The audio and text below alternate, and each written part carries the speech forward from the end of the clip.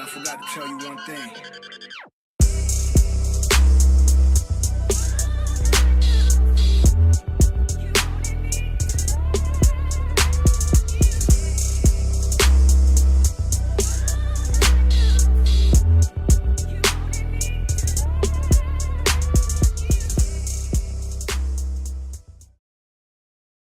In 1906, Upton Sinclair and other muckrakers took a stand and exposed meatpacking companies. Mainly, these meatpacking companies were located in Chicago. Upton Sinclair exposed these meatpacking companies because of their factory conditions and how unsanitary the meat was processed and packed. Labor unions also boycotted and complained about the working conditions and how they felt like they were wage slaves. This topic took a stand in history in many ways, either through specific people or like the Pure Foods and Drugs Act of 1906, as well as the Meatpacking Act of 1906. Upton Sinclair took a stand by exposing the meatpacking companies through a book called The Jungle, which then influenced the House of Representatives, Congress, and Theodore Roosevelt to pass both the Pure Foods and Drugs Act of 1906 and the Meatpacking Act of 1906. Washington H. Wiley took a stand against meatpacking by creating many programs like the Poison Squad and factory inspections. The Poison Squad took a stand in history by risking their lives for scientists to see how poisonous food dyes or poisonous food preservatives hurt the digestive system. Those were just three of the different things that took a stand against meatpacking in Chicago in 1906. Can I ask you your name? Yes, sir. My name's Donnie Spurlock. And what do you do? I'm a public health inspector for the state of Florida for FDA, Food and Drug Administration. Okay. So can I ask you a few questions? Sure. Right. What is it like to be a health inspector? I get that question a lot. It's a satisfying job. It's gratifying. It's serious because on the one hand, you are wanting to help businesses succeed, and on the other hand, you have to help the public. You have to make sure the public's safe. So it's kind of like being in between a rock and a hard spot.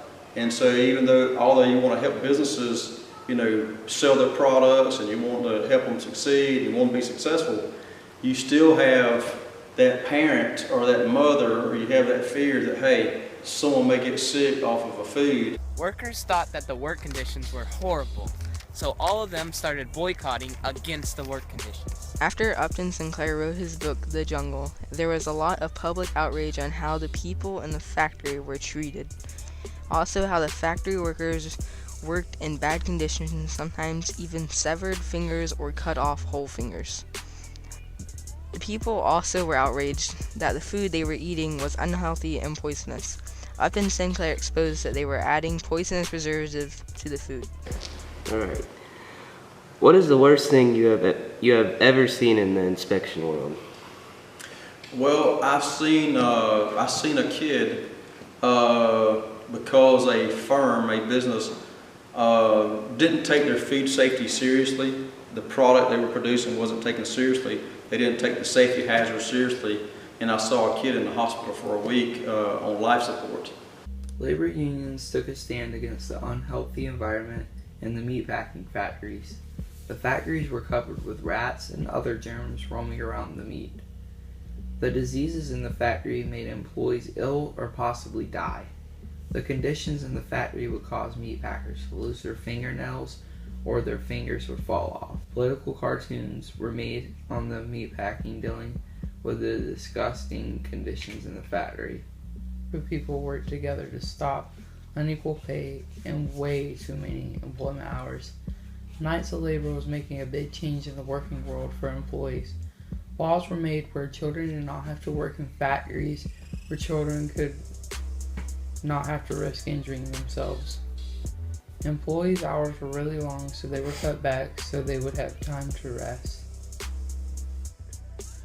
Upton Sinclair traveled from his hometown Baltimore to Chicago to do his journalist work.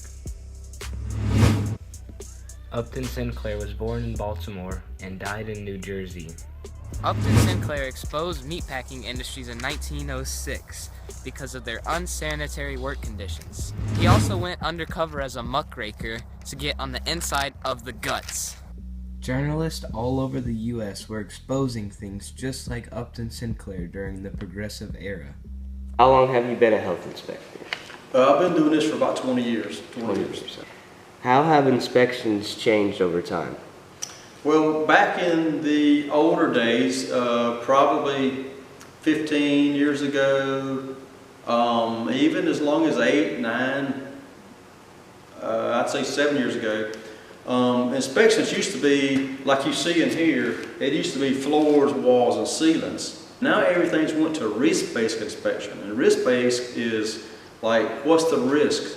So what they want you to do now is we look at the process and the procedures and the packaging to see what kind of biological, chemical, or physical hazards may be in the food or associated with the food. The Poison Squad took a stand against meatpacking by being a test subject for scientists. In 1906, it was hard for scientists to fault poisonous foods because they had no proof. The Poison Squad was made up of 12 test dummies and a chef. The chef was known as Perry. Perry would cook up high-class dishes with poison in them.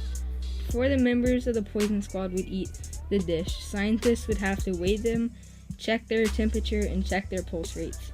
They would also collect their urine, sweat, and hair and submit it to their weekly physical, where scientists would check up on them. The Meat Inspection Act of 1906 took a stand against meatpacking. A way they took a stand was factory inspections. In these factory inspections, they would go in and try to find any misbranded or poisons in the food. Mainly, they would find these poisons in the food dyes or preservatives. One product that was misbranded a lot was ketchup. They would make it out of fermented tomato cores and skins, vinegar for flavor, and dyes to make it red. Theodore Roosevelt called an inspection on the meatpacking industry because of all the unsanitary conditions.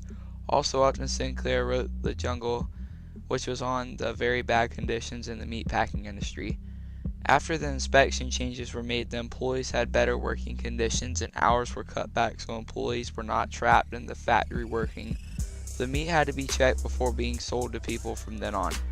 Employees were treated better after the act and employees did not muck-rate meat anymore.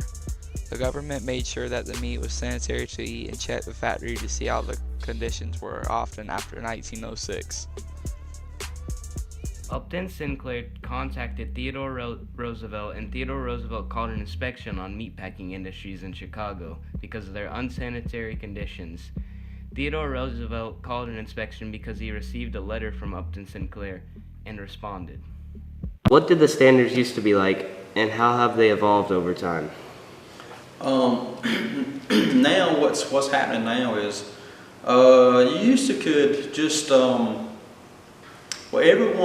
the retail places that retail food, which means you go in there and you buy the food, you just go in and go walk up to the counter and buy it. That's called retail, and that's what they call the FDA, Food and Drug Administration, Retail Food Code, and everybody in the world operates off of Retail Food Code. And if you're manufacturing, such as a place, I'm in a honey factory today. So in a place like manufacturing, they operate off what they call CFRs, Code of Federal Regulation. And so it used to be people would walk in, like I said, and they look at the floors, walls, and ceilings. Well, now what's coming in the future is HACCP. And HACCP is HACCP, and HACCP is Hazard Analysis Critical Control Point. HACCP is what the future is going to. This project made a difference by changing the lives of every single U.S. citizen. It made it to where you can eat your food without hoping that you won't get sick. It made it to where you can look at the label of your food and know what you see is what you are actually getting. All of this was possible because Upton Sinclair wrote a book, The Jungle, exposing the unsanitary working conditions, meat packing, and processing conditions.